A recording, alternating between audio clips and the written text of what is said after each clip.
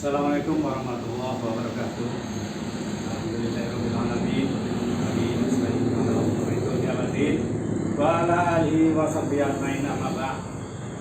Anak-anak sekalian yang sedang mendengarkan dan melihat tayangan ini, wali muridnya juga,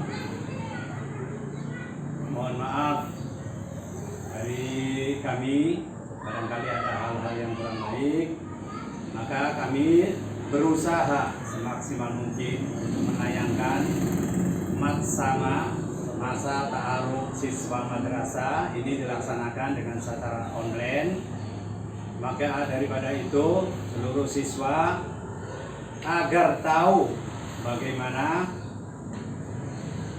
sekolah kita ini. Tapi sebelum itu kami sampaikan atau panjatkan pada puji syukur kehadirat Allah Subhanahu wa taala, shalawat serta salam kami sampaikan junjungan kepada Nabi kita Muhammad sallallahu alaihi wasallam.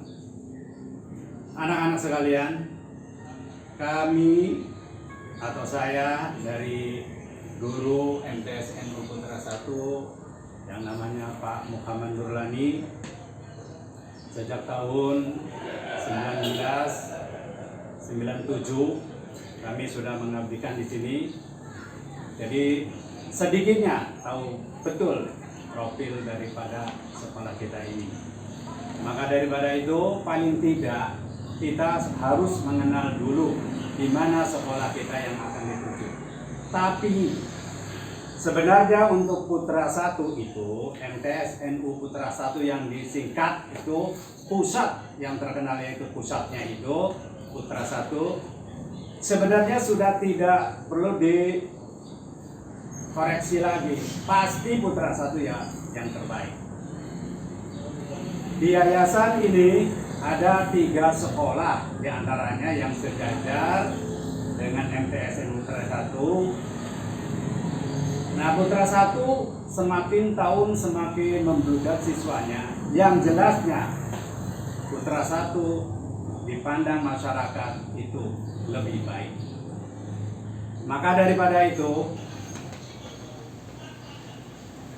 MTSNU Putra 1 yang berada di Pondok Buntet Pesantren yang didirikan kurang lebih pada tahun 1758 Masehi pada abad pertengahan 18. Buntet Pesantren itu cuma dari MTSNU Putra 1 sendiri, dari sejarah singkatnya ini kita tidak akan panjang lebar karena waktunya sangat singkat. Yang jelas Putra 1 the best. MTS Putra 1 Buntet Pesantren adalah perubahan dari guru agama mu'alimin atau PGA 4 tahun. Para kiai Buntet Pesantren pada tahun 1958. Terus menginjak selanjutnya pada tahun 1978 PGA tersebut berubah menjadi MTSNU Putra 1 Buntet Pesantren. Pada SK Menteri Agama nomor 15, 16 dan 17 tertanggal 17 Maret 1978 tentang penyederhanaan bentuk dan sistem pendidikan. Selanjutnya pada tahun 1981 berstatus terdaftar dengan Piagam Madrasah dari Departemen Agama. Selanjutnya pada tahun 1999 berstatus jenjang akreditasi disamakan berdasarkan SK Kepala Kantor Departemen Agama. Selanjutnya pada tahun 2006 MTSNU Putra 1 Buntet Pesantren berstatus terakreditasi dengan peringkat B baik berdasarkan Piagam Departemen Agama nomor B garis miring KW.10.4 garis miring MTS garis miring 2 garis miring 054 garis miring 2006 tertanggal 31 Maret 2006. Selanjutnya pada tahun 2013 MTSNU Putra 1 terakreditasi dengan peringkat A amat baik dan SK-nya sebagai berikut. SK nomor 02.00/32 BAP strip SM Romawi 11 2013 14 November 2013 dan terakhir terakreditasi MTS Ilmu Putra 1 itu tahun 2019. Terakreditasi A amat baik dengan nilai 92 berdasarkan SK nomor 763 ban strip SM SK 2019 tanggal 9 September 2019. Itu diantaranya. Jelas dari akreditasi saja sudah baik. Apalagi yang memimpin dari masa ke masa itu orangnya luar biasa semua, kiai semua. Sehingga Putra 1 mendapatkan keberkahannya. Semuanya para kiai sampai terakhir ini pun terakhir yaitu juga kiai, anaknya Kiai Sepuh juga. Yang pertama, periode pertama yaitu oleh Kiai Haji Mustahdi Abbas pada tahun 1958 sampai 1960.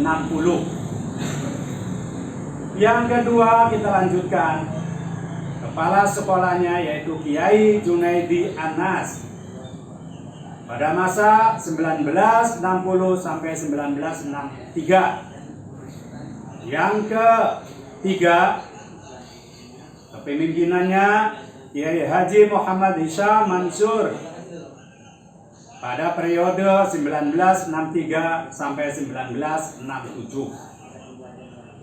Yang keempat, yaitu Kiai Haji Khawas Nuruddin periode 1967 sampai 1968. Yang kelima, Dr. Andes Kiai Haji Mufassir periode 1968 sampai 1969. Yang keenam, Kiai Khawas Nuruddin yang sekarang itu anaknya kebetulan jadi kepala sekolah di sini yang sekarang, yaitu 1969 sampai 1973. Yang ketujuh, Ki Haji Muhammad Hasanuddin Kriani BA periode 1973 sampai 1984. Yang ke-8, Dr. Andes Kiai Haji Majduddin BK periode 1984 sampai 2000. Kepala sekolah yang ke-9, Dr. Andes Kiai Haji Muhammad Hasim Abekari periode 2000 sampai 2001. Yang ke-10, Dr. Andes Kiai Haji Fakih Ibrahim, adiknya Kiai Haji Muhammad Hasanuddin Kriani ini menjabat atau periode 2001 sampai 2007. Yang ke-11, Haji Ubaidillah SPDI MMPD periode 2007 sampai 2020 dan menelurkan anak-anaknya pinter-pinter semua. Yang ke-12 terakhir, Kiai Haji Ahmad Sauki SPDI, yaitu putranya Kiai Haji Khawas Nuruddin, nah yang menjabat sekarang ini, yaitu 2020 sampai akan selesai nanti. Itu dari profil kepala sekolah yang bermutu dan tidak ada keraguan lagi, semuanya luar biasa semua. Jadi Putra 1 jelas tidak diragukan lagi. Andaikan siswanya banyak pun jelas dari karomahnya para kiai yang mendirikan di pondok pesantren atau di pondok khususnya di Putra 1 ini. Dan selanjutnya yaitu struktur organisasi dari Putra Satu itu. Setiap saat, setiap periode, setiap ini pasti akan perubahan-perubahan. Yang jelas perubahan itu untuk mencari yang bermutu lebih baik lagi untuk kemajuan MTS NU Putra Satu. Kepala Madrasah tahun 2020 ini yaitu Kiai Haji Ahmad Sauki SPDI, Komite Kiai Haji Turmudi Nur SAG, Kepala Tata Usaha Bapak Ahmad Faiz SPDI, Waka atau Wakil Kepala Bidang Kurikulum Haji Dr. Randes Hadik, Waka Bidang Humas Muhammad Nurlani SAG, kebetulan saya sendiri. Waka Bidang Kesiswaan Bapak Uwais Al-Korni Akbar, anaknya Kiai Haji Ubaidillah. Waka Bidang Sarana Bapak Syamsul Huda SPDI. Pembina PNR dan UKS Bapak Uwais Al-Korni Akbar SPD. Pembina Paskibra Bapak Muhammad Nurlani SAG. Pembina Pramuka Ahmad Faiz SPDI. Pembina Marawis Jadul Haq SPD. Pembina Pagar Nusa Bapak Jamaluddin SPD. Sekarang sudah S2. Sekarang juga merangkap mengajar di MAN tahun ini. Pembina Kaligrafi Muhammad Fajrul Falah SOS. Kebetulan ini dari BK satu-satunya yang diperlukan ini. Kepala Lab Komputer Rofi Udin Eskom. Kepala Lab IPA Haji Nahdudin MAG. Pembina BKBP Bapak Muhammad Fajrul Falah SOS. Pembina olahraga Bapak Arif Yasur SAG. Demikian yaitu struktur organisasi sekolah ini. Jadi kalian akan lihat profil-profil selanjutnya di sekolah apabila sudah masuk. Selanjutnya yaitu tata tertib. Setiap sekolah mempunyai tata tertib dan harus ditaati oleh seluruh siswa. Dipantau oleh kepala sekolah dan seluruh jajarannya. Tujuannya apa? Supaya sekolah berjalan dengan baik dan siswa pun akan menjalankan sekolah dengan tenang, pintar, mendapatkan ilmu dari para gurunya. Maka perlu adanya tata tertib sekolah. Tanpa adanya tata tertib sekolah, itu akan ngambang. Meskipun bahwa Putra Satu itu baik, tetapi tata tertib harus tetap ada. Di antaranya untuk siswa. 15 menit sebelum bel berbunyi, semua siswa yang piket harus membersihkan kelasnya masing-masing. Yang kedua, 5 menit sebelum bel berbunyi, siswa harus sudah berada di lingkungan sekolah. Yang ketiga, pukul 07.00 pagi bel berbunyi, para siswa harus sudah berada di kelas dan pintu gerbang ditutup atau dikunci. Para siswa harus berpakaian rapi, bersih, bersepatu, bersabuk, baju lengkap, lengan pendek dimasukkan dan berseragam dengan atribut atau emblem madrasah. 5 siswa yang berhalangan masuk atau keluar kelas harus memberitahukan ke sekolah dan seizin guru piket. Yang keenam, para siswa harus berpenampilan sopan, baik di lingkungan maupun di luar sekolah. 7. Para siswa harus menjaga nama baik sekolah di dalam maupun di luar sekolah. Yang kedelapan, para siswa harus taat dan hormat kepada guru dan orang tua. Yang kesembilan, para siswa harus menjaga ketertiban, kebersihan lingkungan sekolah dan kelasnya masing-masing. 10. Para siswa dilarang membawa makanan atau minuman di dalam kelas. Para siswa, yang ke-11, para siswa dilarang membawa senjata tajam, HP, dan barang lainnya yang tidak sesuai ada hubungannya dengan KBM.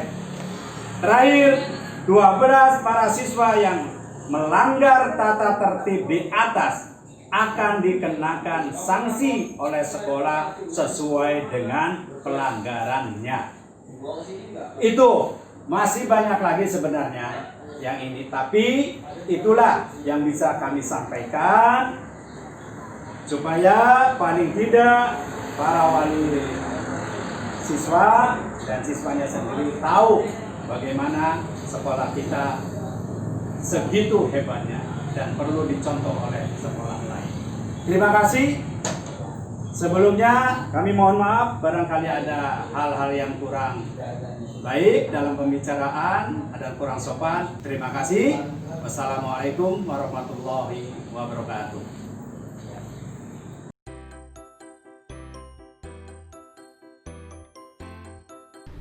Assalamualaikum warahmatullahi wabarakatuh. Waalaikumsalam warahmatullahi wabarakatuh. Alhamdulillah. Baiklah, masih dalam masa ta'aruf siswa madrasah Matsama virtual MTS NU Putra 1 tahun 2020-2021. Sebelumnya perkenalkan, saya sebagai moderator Riza Tarmizi, dan di samping saya sudah ada Bapak Dr. Andes Haji Hadik sebagai pemateri.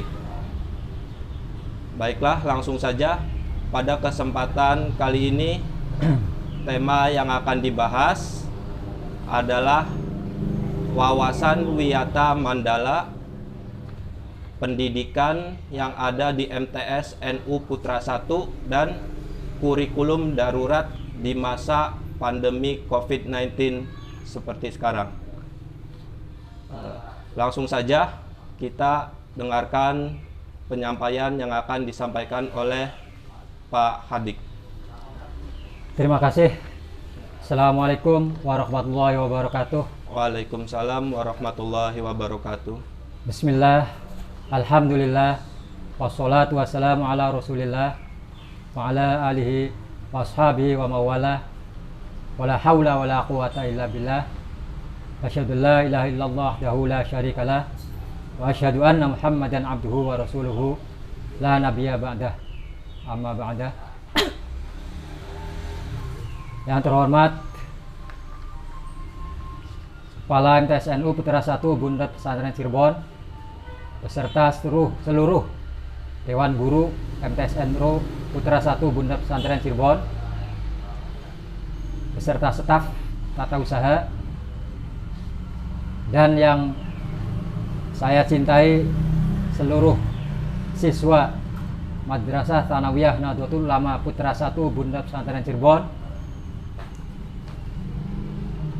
Alhamdulillah, sebagaimana dijadwalkan bahwa kita memulai tahun pelajaran 2001 ini dengan mengadakan Matsama, masa ta'aruf siswa madrasah, atau sering dikenal juga dengan MPLS, masa perkenalan lingkungan sekolah, atau MPLM, masa perkenalan lingkungan madrasah, karena kita adalah MTS madrasah. Puji syukur tak lupa disampaikan kepada Allah Subhanahu wa Ta'ala yang sampai hari ini detik ini kita masih diberi banyak nikmat. Yang paling utama adalah nikmat iman, nikmat Islam, dan juga nikmat sehat, sehingga kita dapat beraktivitas, kita melakukan kegiatan atau kewajiban-kewajiban kita sebagaimana mestinya. Sholawat serta salam tidak lupa selalu kita curahkan kepada junjungan kita Nabi besar Nabi Muhammad Sallallahu Alaihi Wasallam. Allahumma sholli wa sallim alaihi. Selanjutnya, sebagaimana tadi telah disampaikan, bahwa materi yang akan saya sampaikan pada kesempatan ini adalah tentang wawasan Wiyata Mandala, orientasi pendidikan madrasah, dan kurikulum. Ini mengingat waktu, barangkali keterbatasan waktu, dan juga saya juga sebetulnya banyak kegiatan yang lainnya. Oleh karena itu, sebelumnya mohon maaf apabila di sana sini banyak kekurangan. Pertama, tentang wawasan Wiyata Mandala. Hal ini sejak dulu kala, mungkin sejak saya pertama kali masuk, ini materi ini sudah masuk di materi penataran, dulu namanya penataran P4, sampai training yang namanya training, kemudian sekarang adalah matsama, masa ta'aruf, dulu MOS, sebelum matsama, kemudian sekarang adalah matsama atau masa ta'aruf siswa madrasah. Baik, wawasan Wiyata Mandala terdiri dari paling tidak ada 3, yaitu ada wawasan, wiyata, ada mandala. Wawasan itu adalah artinya tinjauan atau cara pandang terhadap sesuatu, itu namanya wawasan. Tentunya wawasan ini tergantung dari latar belakang pendidikan kita dan latar belakang sosial kita. Ini yang akan mempengaruhi wawasan kita dalam memandang terhadap segala sesuatu. Misalnya, siswa SD memandang atau menafsirkan sesuatu, ya tergantung ilmu yang didapat. Jeruk misalnya, kata siswa TK, jeruk adalah buah. Ketika naik ke SD, jeruk adalah buah yang rasanya asam dan mengandung vitamin C. Kemudian pendidikan meningkat lagi, maka pengertian tentang jeruk akan lebih meningkat lagi. Itu yang namanya wawasan. Dan wiyata itu pengajaran atau pelajaran. Yang selanjutnya, yang 3 adalah mandala. Mandala itu adalah lingkungan atau lingkungan pendidikan. Jadi kalau digabungkan, wawasan Wiyata Mandala adalah cara pandang seseorang terhadap lingkungan pendidikan. Bahwa sekolah itu merupakan lingkungan pendidikan bagi siswa. Maka sekolah itu bukan tempat yang lain-lain. Maksudnya, kita jangan memandang sekolah itu untuk yang lain-lain. Misalnya sekolah ini sebagai tempat wisata, tempat berhura-hura, tempat berfoya-foya, atau tempat bersenang-senang.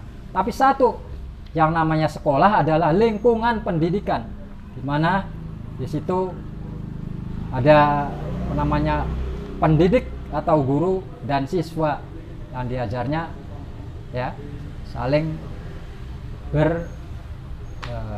interaksi dalam rangka berjalannya pendidikan tersebut.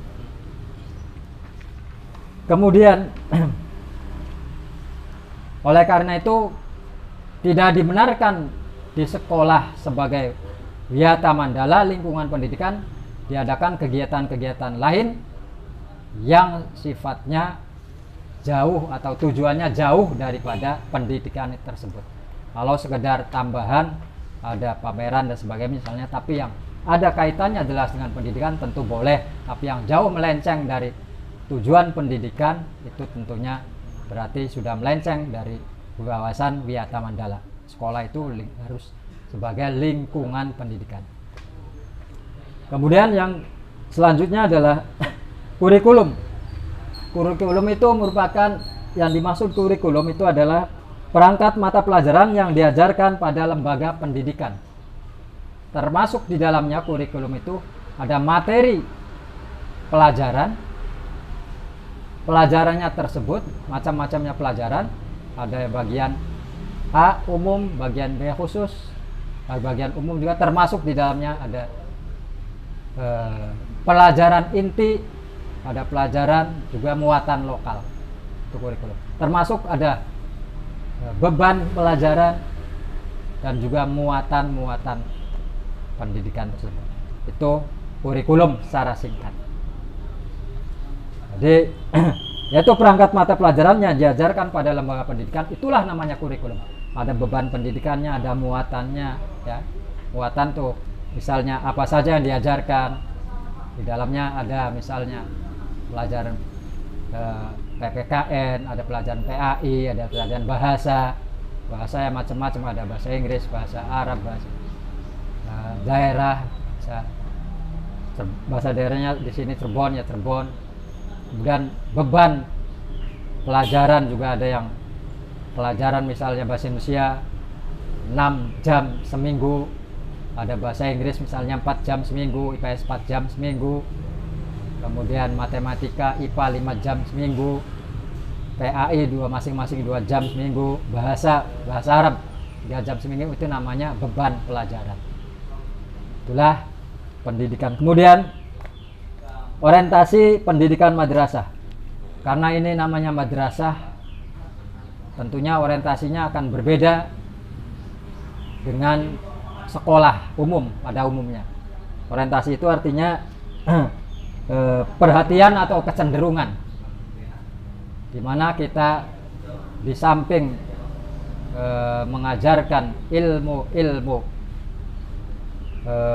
agama juga, yang inti juga kita juga mengajarkan pelajaran umum sebagaimana sekolah-sekolah pada umumnya. Jadi bukan hanya mengajarkan ilmu agama tok, tapi madrasah juga mengajarkan pelajaran umum. Jadi di samping ilmu, orientasinya madrasah itu ilmu amaliyah dan ilmu amaliyah. Amal ilmiah dan ilmu amaliyah. Jadi bukan sekedar ilmu, tapi yang lebih penting diajarkan adalah tentang akhlak yang kemarin sudah disampaikan oleh pemateri sebelumnya, ya.